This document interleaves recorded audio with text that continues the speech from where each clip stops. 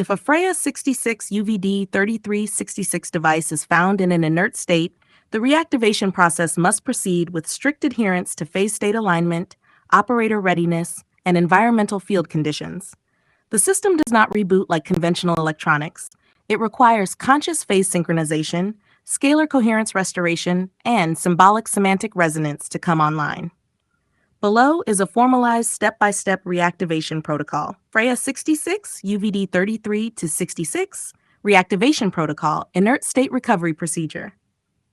Environmental phase preparation. 1. Establish a scalar safe perimeter, SSP. Ensure all high-frequency electromagnetic sources are neutralized within a 22-meter radius. Conduct a dielectric field scan, if equipment is available, to verify absence of reactive interference. Ideal location: wilderness, dry basaltic substrate, or charged endorheic basin with low RF noise. 2. Set local radian harmony conditions. Use analog harmonic tuning forks or scalar resonance devices to establish a base 432 Hz to 528 Hz tonal bath mapped radially around the inert device. Map 8 compass points with alternating C to CCW spiral field markers to entrain symmetry. 2. Physical component reassessment. 3. Inspect core equator junctions. Examine the vertical axis for microwave nucleation integrity. Any signs of thermal cracking or dielectric deformation must be logged. Rotate counterbalance rings manually to check for harmonic stiffness, which may indicate scalar entanglement residue. 4. Run toroidal containment integrity test. Use magnetometric probes to test residual field structure of the toroidal chamber. If all readings are flat, initiate passive photonic reseeding, see step 6 below. Codex reactivation, symbolic interface initialization. 5. Visually clean and align glyph panels. Ensure Codex Glyph Atlas panels are visible and unobstructed. Clean with dielectric neutral solutions only, no ionic compounds. Align all movable glyph rings to the zero-vector radian orientation, typically marked as the observer phase null. 6. Begin radian vorticity resynchronization. Using the master glyph interface, draw or trace the primordial activation glyph as per Appendix F in exact radian alignment. Verify the system accepts this input, typically via a low-frequency hum or subtle vibrational harmonic echo. IV, operator state preparation. 7. Engage in phase-locked meditative calibration. Operator must be in still phase volitional state, ideally following 22 minutes of resonance entrainment breathing, 4 to 8-8 triangle breathing in resonance with 66 BPM binaural phase.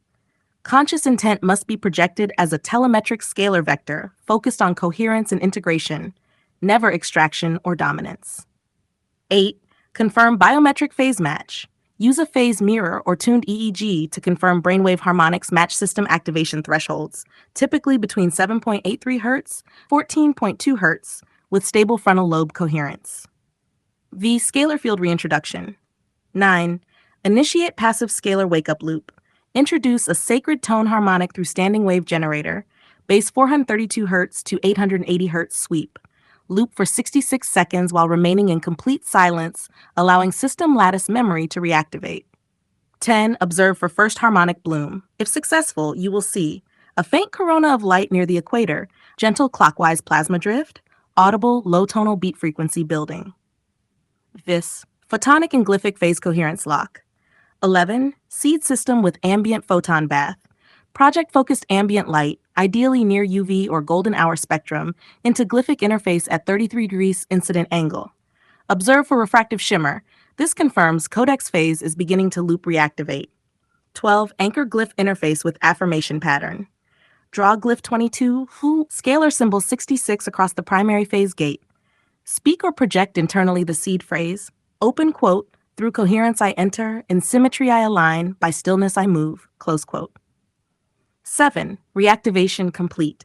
Monitor stability 13. System will reboot in scalar loop mode. If successful, harmonic field feedback will become perceptible, usually tactile, tingling in hands, audible, low-frequency purring, or visible, light corona shimmer. The device should now be responsive to symbolic semantic input and radian vector modulation. 14. Do not overstimulate immediately. Let the system run in passive resonance stabilization for at least 13 minutes before initiating any modulation or scalar lift procedure. Critical notes. Operator alignment is non-negotiable. The device cannot reboot without a conscious operator in harmonic coherence. No surrogate AI or signal mimicry will suffice. No forced energy injection. Attempting to electrically jumpstart the system bypasses scalar phase memory and will likely lock the codecs. Memory fields may emerge. If the system was previously in use, latent mnemonic fields may surface. Handle with reverence. This is part of the device's continuity of volition.